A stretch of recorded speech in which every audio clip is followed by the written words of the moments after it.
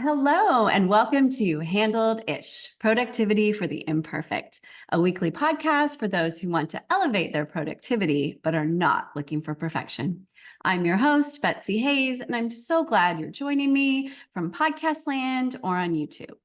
This is episode 15, Strategies for Social Media Productivity.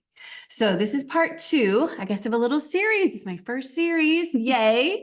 Last time we talked about tools for social media productivity. And today we want to talk about strategies for social media productivity. So of course, I had to have my favorite social media coach, Tori Terhune, back to have this conversation because who knows best about social media strategies than a social media coach.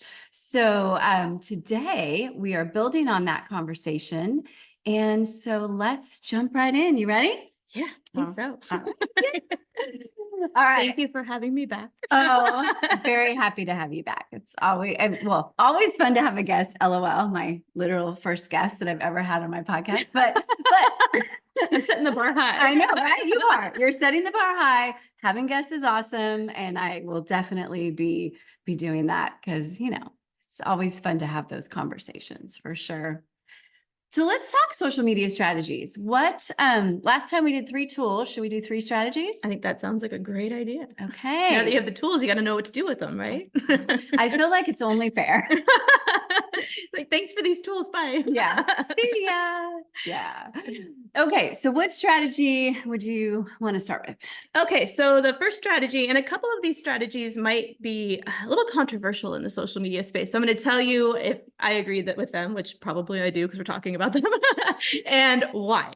But the first one I want to talk about is batching your content creation.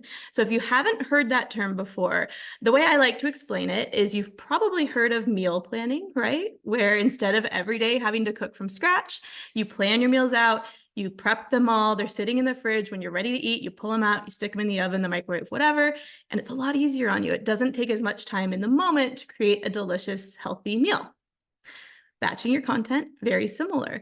You sit down at one time, pull together, curate all the content or create all the videos and photos and captions that you need. You store it all in, if you want to listen to the last episode, in a spreadsheet or some kind of tool to keep it all together.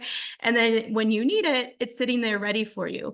And it's going to give you that higher quality content because you're working on it when your brain is ready for it. And it's going to help you stay consistent because you're not having to try and come up with things on the fly. So batching content, in my opinion, is really, really useful if you're trying to be productive and consistent and not burn out on your social media. So I will give you the devil's advocate of what some social media managers might tell you, and that is that they start to feel that batching content can be really stale, or it can make your content seem not as fresh.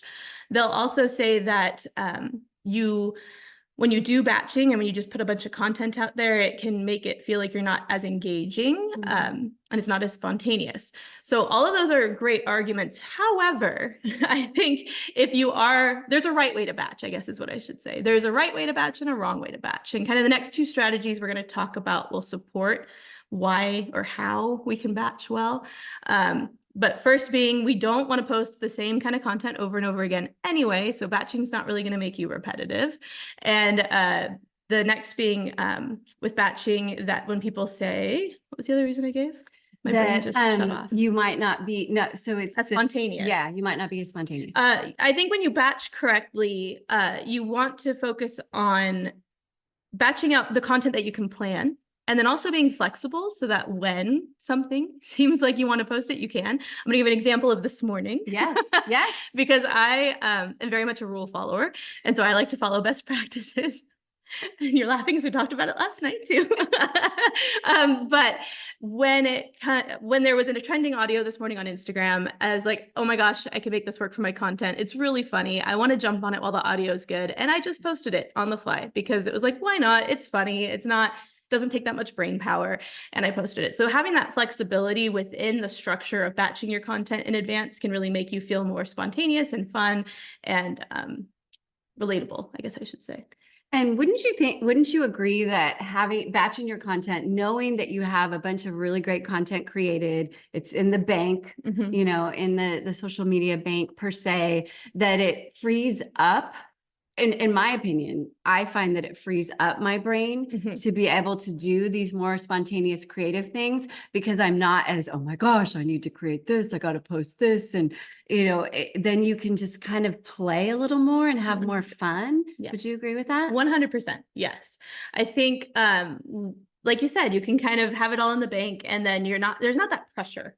You really take the pressure off of yourself to come up with good content day after day after day after day. So you can have a little bit more fun because Mhm. you're not feeling that stress of, I have to get out this in the next 5 days. And I haven't created anything. So I don't have time to do a fun thing. Whereas if you plan it in advance, you have that extra wiggle room. Yeah. Yeah. And you can see how that little stressed attitude that you were just articulating would lead to stale content and Mhm. content that wasn't great. Correct. So really batching is doing the opposite of what some of the critics are saying. But again, you got to do it right, right? You have to, when you create your content in a batch, it also has to be good content. So quality is still really important. Mhm. And there's going to be real-time stuff that you're going to want to augment your content that you prepare ahead of time. So it's like your batching is the meat and or the main Yes. dish, right? If Yes. you're a vegetarian. And then the other stuff can be the accoutrements, Yeah, right? batching Maybe is the ice cream, and then the other stuff's the fun toppings, much right? better analogy. Thank you. The Much. chocolate sauce, the cherry. Right. Yes. The sprinkles, all of that. Yeah. I love that a lot, actually. I think that makes a lot of sense. And how frequently, if someone were to ask how frequently should you batch? What are your thoughts there? That's a good question. I think it really depends on you and how much content you like to create at once and how far in advance you like to plan. My practice of what I generally do is about a month, sometimes a little further, just to kind of get me past the next time I need to think, right? So I'll plan it a little bit more than a month, and then in a month I'll come back and do a little bit more than a month. And again, being flexible within that. I don't hardly ever actually stick to the schedule I make for the entire month, but it gives me all the content that I need so I can move things around and add things if I want. And then when I sit down for the month, I'll give a couple more tips, I think, if that's helpful, which we're kind of getting into the next step I was going to here. say we're evolving very beautifully. Yeah. Which the second kind of strategy here, which we're just lovely walking into, is scheduling your content. So as you're batching, kind of my best tip or strategy, I think, is to sit down and actually look at your calendar and what are upcoming things that you can create content around, first of all. And second of all, are like the immovable things. And that's really what you want to start with. Like, where are their holidays? When am I going on a trip? When is this business thing happening? When is this, I don't know, chamber event happening, this business event, this networking event? Where are these things where I can really easily take a photo or a video and share content that are not movable that I need to post about that day? Those should be kind of the framework for your batching. And then you get to fill in between that kind of the other stuff that you think will supplement that content or fall kind of under your other content pillars or key messages, if you want to call it that, and making sure that you're really rounding out the types of content you're posting to keep it interesting for your followers. I like that idea of the calendar and what are the immovables? What are we going to create content around? Because for one thing, then you don't forget to do it. Correct. Yes. Yeah, because I can certainly attest to myself that I am not a social media coach, but I have sometimes the next day said, "Oh, I should have done something about that event I was at last night," or because it wasn't in my plan. Yeah. If Yeah. it's not, if you don't make it top of mind, it can be really, I do it as a social media coach. I do it. I'm like, why didn't I take a photo or a video of that thing?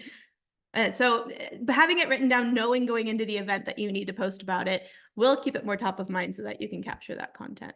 Yeah. And then what kind of post? I want to do a picture of the shot sheet, right? Yes. Yeah. I want to take a video of X. I'd like to maybe take a photo of Y. And again, being flexible because sometimes those things don't happen. But at least, again, that having to come up with all that creativity in real time does happen. Yes.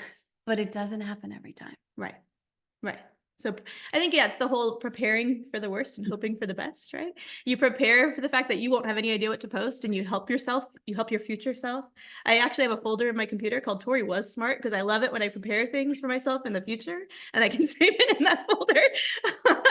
And so really preparing for your future self to help yourself out and take that pressure off and help yourself be more productive in the moment. And we love helping out our future selves. Yes. Without question, that's one of the keys to many, many, many areas of productivity. Help your future self like you more, to be honest, Yeah. because there are times when our future self doesn't like our past self very much. And that sounds like a whole nother episode. So that will be fun. I don't like saying this is future Tori's problem. That's like the line I don't want to say. No. I want to say, thanks, past Tori, you helped me out.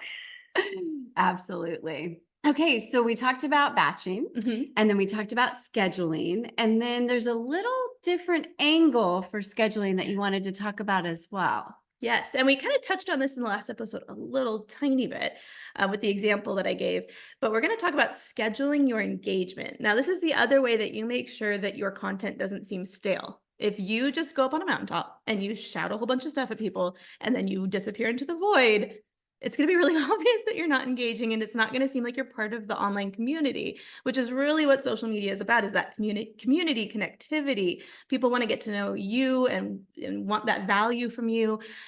So making sure you're not just posting into a vacuum to yourself. So scheduling engagement can be really helpful here for couple of reasons. Kind of going back to the example we talked about in the last episode, you want to treat social media like you're writing a letter. Similarly, when you check social media, you want to treat it like a mailbox. You don't want to treat your social media like text messages. So you want to go to your social media when your brain is ready to engage. If you're not ready to engage and you're checking notifications, you might forget to comment back, and then it's going to be lost. The notification's lost because you've already seen it. So one tip here, a social media coach is telling you that you can turn off your notifications on social media apps. I have done it. It is so much better to visit the social media app when your brain is ready for it and ready to process it than it is for you to just go on when you're scrolling and be like, oh, there's a notification, and click on it and potentially lose it. So instead, what we do is we schedule time to engage. Best practice here is, you could do it as much as daily if you just want to jump on every morning and make sure you haven't missed anything. Probably at least every few days. If it's a network like LinkedIn, you could probably get away with a week, up to a week. But trying to keep it as frequent as possible. The more engagement you get, the more frequent you need to do it to make sure that people aren't just sitting there waiting for responses. And not only is that good for people, but it's good for the algorithm. When the social platforms see that you are engaging back quickly, it will show that content to more people, because social platforms want conversations. Comments is one of the most important things on social media posts right now. It wants you to be commenting back, creating conversations, and keeping people on their platforms longer. Their entire goal. So that was a lot, but I think that kind of covers it. Yeah, no, I love that. And in fact, I was just telling Tori earlier today that Facebook gets upset with me when I don't comment on people's comments, and it says, hey, you should comment, comment back, and nudging. So it's getting to the point where it's nudging you. Yes. So we're going to go in and we're going to engage when we can. We're not going to just sort of be constantly checking and, all of that, because again, we're not as brilliant 24/7. And then also we do have the opportunity to forget to circle back and all those things that are really terrible. So we go in and this is our engagement time. Let's just say it's at 2 p.m. or whatever each day. What types of engagement do you recommend? We talked about commenting on comments, but what else, if anything, should we be doing? Excuse me. Yes. Well, obviously going on and searching the topics that you are also involved in, whether it's your industry or your business, and you can like other people's content and comment on other people's content. And remember, commenting is key. Comments are really what's going to get you there. You really want to, there's even a trend on Instagram right now, as of the recording of this podcast, that people are saying, oh, comment in my reel and let's start conversations. And that's what's going to get us all more from the algorithm. Who knows if it's actually working? It's just started this week. But by the time that this airs, maybe it'll be like, oh, that works. That's something that's working right now with the algorithm. So commenting. Another big tip I like on certain networks, you can't do this like on Instagram, but on Facebook or LinkedIn, you can go into groups that have to do with your industry or your business and engage in those and provide value. That's a really great way to get people coming back to your profiles to follow and engage with you and your content. So big thing being, if you're going to go and engage, not only looking at your notifications and just engaging back, but going on to engage, to initiate the engagement, to start the conversations, and to provide that really important value for your target audience. Yeah. So you want to be both proactive and reactive. Yes. Yeah. You don't want people who have taken the time to respond or, share or anything like that to your content. You want to make sure that they're valued. Mhm. And then we need to keep things going by initiating things ourselves. So we're kind of reciprocating, Yeah, right? We're doing for others what we want people to do for us. The golden rule. I think so. Did not know that's where this is going at all. We treat the other social media person the way we want to be treated.